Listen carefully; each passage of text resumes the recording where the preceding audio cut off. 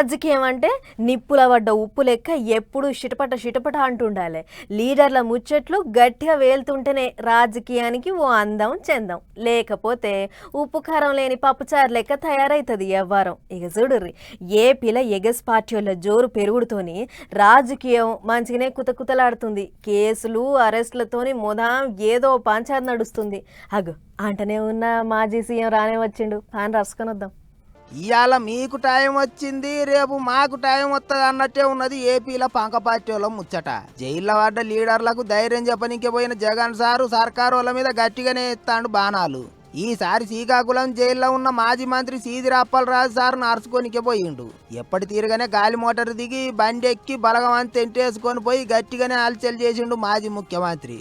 అయితే తోడెం పబ్లిక్నే తోలుకపోవాలి, బలగం చూపిస్తామంటే నడవదని పోలీసు వాళ్ళు ముందుగానే చెప్పిళ్ళు. కానీ పక్క పార్టీ వాళ్ళను పట్టవాసం కాదాయే. రోడ్ల మీద పొట్టు ట్రాఫిక్ జామ్ అయ్యింది. ఎప్పటి తిరగానే మాజీ సీఎం అందరికి దండాలు పెట్టుకుంటా చేతులు ఊపుకుంటా ముంగటికి సాగిండు. అయితే ట్రాఫిక్ జాములు చేయబట్టి సారు ములాఖాతు టైం అయిపోయినాక జైలు కాడికి పోయిండట. అందుకే లోపలున్న పెద్ద మనిషిని గలవకనే పాయే. బయట ఉన్న సీదిరి సారు ఇంటోళ్లతో మాట్లాడి ధైర్యం చెప్పిండు. అటెనక మైకుల ముంగటికి వచ్చిండు. సర్కారు వాళ్ళ మీద మయ్యర ఎత్తిపోయిండు. పంక పార్టీ లీడర్లను వట్టిగానే అరెస్టులు చేస్తాను, ఆగం పట్టిస్తాను అన్నట్టు కోపానికి వచ్చిండు.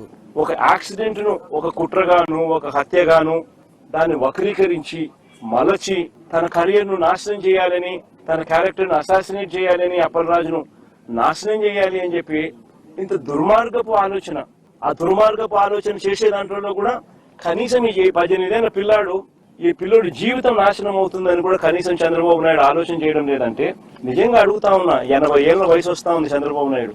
మనిషి అన్నం తింటున్నాడా గడ్డి తింటున్నాడా అని అడుగుతా ఉన్నా. ఇక అట్లుంటే మాజీ మంత్రి కొడుకు నడిపిన బండి టక్కరై ఓ మనిషి పానం పోయింది. అసోంటప్పుడు ఆ పానం పోయిన మనిషి ఇంటోళ్ళను పరామర్శిస్తారా, లేకపోతే పానం తీసిన వాళ్ళను పరామర్శిస్తారా? మీరే చెప్పుర్రి అని అడగబట్టిండ్రు సైకిల్ పార్టీ వాళ్ళు. మాజీ ముఖ్యమంత్రి తప్పు చేసి జైలుకు పోయిన వాళ్ళని వెనకేసుకొని వస్తాడు అన్నట్టు గరం అవుతుండ్రు మంత్రులు. ఒక గొప్ప వ్యక్తి మరణించాడనో లేతే ఒక పేదవాడికి అన్యాయం జరిగిందనో కాదు ఆయనకి అక్కడికి వెళ్తుంది.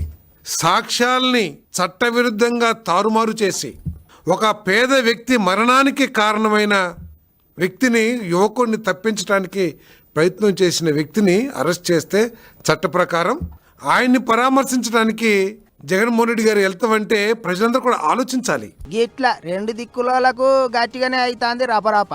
తప్పు చేసి జైలుకు పోయిండ్రు, ఎవల కర్మ వాళ్ళు అనుభవిస్తారు అన్నట్టు ఒకళ్ళు మాట్లాడుతుంటే మళ్ళా మేమొత్తే లెక్క చెల్లిస్తాం అన్నట్టు ఇంకోళ్ళు మాట్లాడుతాండ్రు. మొత్తానికైతే ఏపీలో సర్కారు వాళ్ళకు ఎగస్ పార్టీ వాళ్ళకు నడుమ బారాబారు నడుస్తుంది లడాయి.